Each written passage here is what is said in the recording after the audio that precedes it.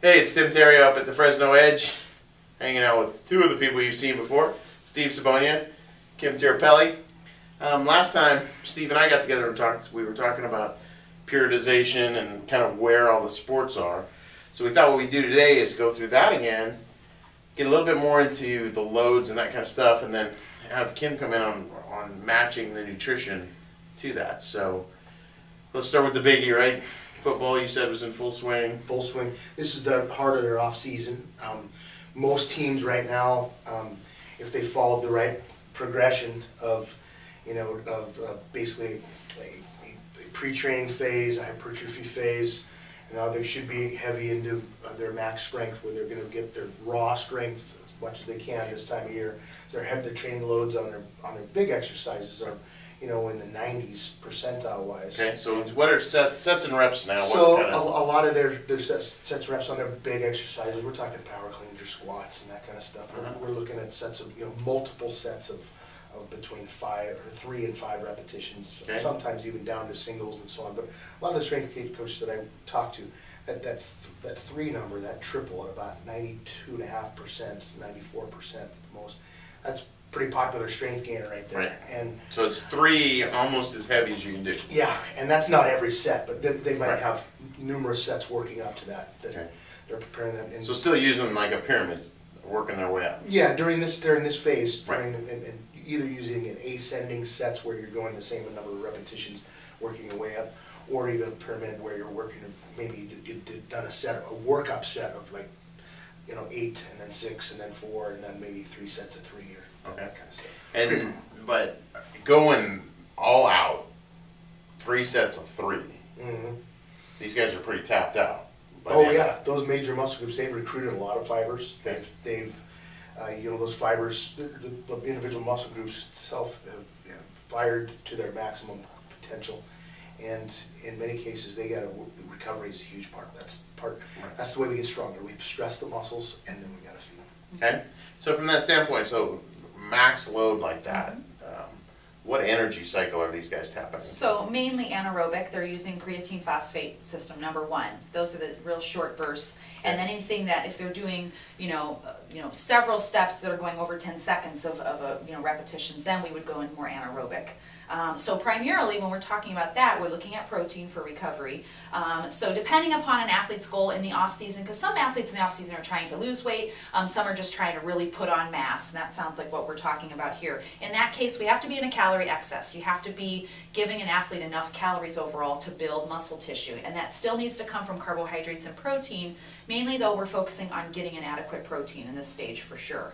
Okay. So with the typical, not typical, but let's just take a 250-pound linebacker. What protein-wise, what does that mean? Well, so typically the recommendation is in terms of kilogram body weight, so that's, 120 kilograms of body weight, we would do anywhere from 1.6 up to 2 gram per kilogram for protein. It really just depends on their size, and I'll look at other things in terms of their overall, are they doing any other training, doing cardio, anything like that. Gotcha. But that's the strength recommendation. Okay. 1.6 to 1.7, but those for really trying to gain muscle mass in a smaller amount of time, we will go up to 2 gram per kilogram for protein. That's a lot, so 240? So, if we're doing kilogram body weight, it'd be anywhere from about maybe 200 to 220 grams of protein, somewhere in there. That's a lot of protein, though. For a big guy. Right. For a big guy, yes. It's 250-pound athletes. Yeah, so it's a big guy. And then that helps with the recovery. And what about, how long would the typical workout be at this phase for these guys? After they're warmed up, it doesn't have to be excessively long. We're looking at, after warm up, it'll probably be about 50 minutes. Okay. And so just 50 minutes all out, though, right? Yeah, they're going pretty hard, maybe even shorter, 50 minutes or less after warming up. Okay. Because, you're going to have those 3 or 4 work sets on their primary exercises, and they're going to be going all out on those. And really, after you've gone out on a few sets, you really don't need to do any more. Otherwise, you're just going to get it overtrained, only recover from so much stress anyway. So this phase is all just 100% effort on less reps, right?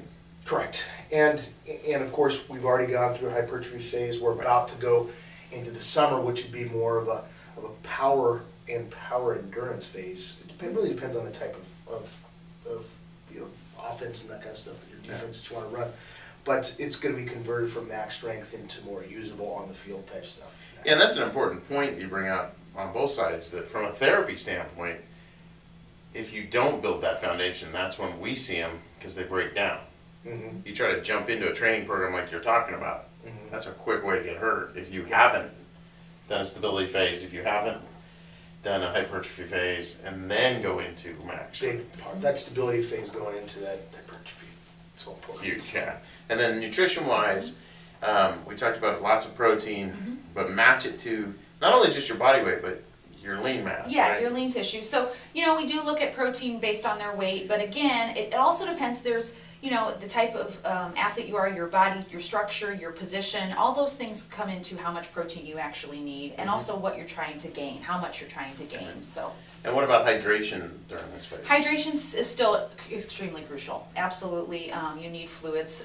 Remember, muscle is made up of a lot of water, Yeah, so lots we of water. have to get in adequate fluids for them to be hydrated, because just a 1 to 2% dehydration can significantly impact their performance. And so you're gonna see it. They're not gonna be able to do as many reps. And the Red Bull and Monster drinks, those are adequate, That- right? Because yeah, that's what those everybody are- wants to drink on the Those are reg. totally adequate. You know, remember, it's the caffeine that's giving you a central nervous system boost. It's not doing anything else other than making you feel a perceived, basically energy. Energy is what it's doing. And dehydrating. And dehydrating you somewhat, yes, in high doses. Okay. Yeah.